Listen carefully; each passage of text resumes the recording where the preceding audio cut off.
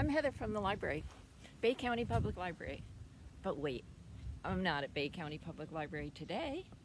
I am at Oaks by the Bay Park because coronavirus lockdown.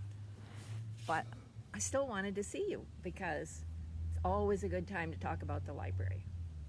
I got my net because I'm at the beach and I might want to catch something just to figure out what it is.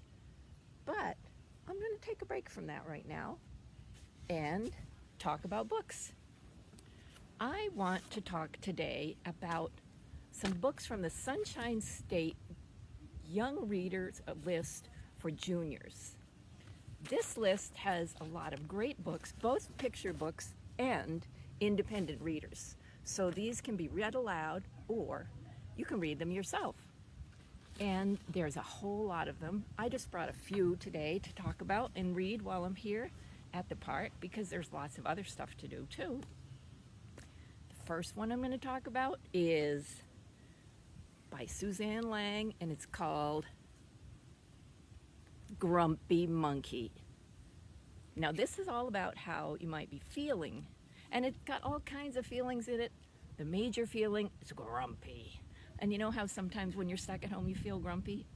This would be a great book to read, but I have so many books that I'm just going to set it aside right now. And I'm going to look at the next book because Inky the Octopus. How perfect is that? I'm at the ocean. Well, really the Gulf of Mexico, but pretty cool. And Inky the Octopus. It's a story of an octopus and he lives in New Zealand, other side of the world. But Inky is an octopus. He's a wild animal, but he lives in an aquarium. I live in a world of see-through walls. In a tank with a locked-down lid, I'm fed like a king 3 meals a day of lobster, shrimp, and squid. What more could an octopus want? And yet Inky wants more. In this book, you not only find about what it's like to be shut up in a tank, but also how smart and amazing an octopus really is. Inky the Octopus. You should read it. I love it. And here's another book that I brought.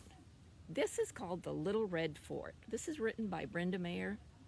And this is a familiar story, but it's written in a different way because this book, well, it will remind you of a book, I think. It's called The Little Red Fort. And it starts with Ruby. And I wonder if you're like this. Ruby's mind was always full of ideas.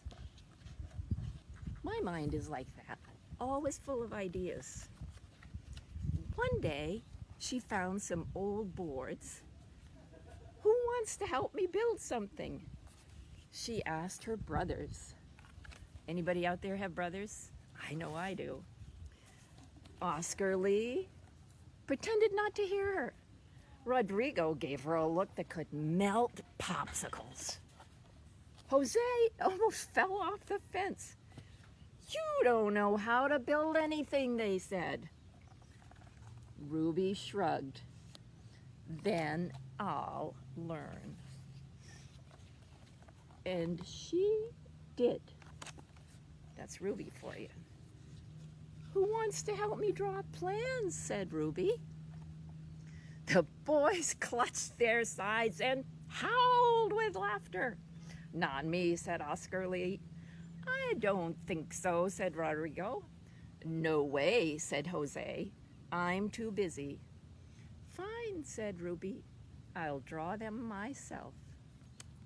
And she did. There's more to it. The Little Red Fort. It's a great book, but I've got one more I want to talk about before we have to go. The Very Impatient Caterpillar. This is by Ross Barak. All of his books are super funny, and I wish we had time to read the whole thing because this one is super funny. The Very Impatient Caterpillar. Hey, you guys, where are you going? We're going to Metamorphosize. What? Meta, what now? transform into butterflies. Right, I knew that.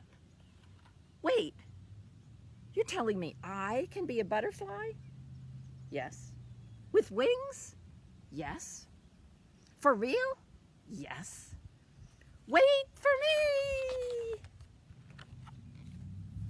And then, well, you might know what happens because you may have seen it. This is what happens in person. The Very Impatient Caterpillar by Ross Barak. It's a great book. There's so many books to read and so many things to do.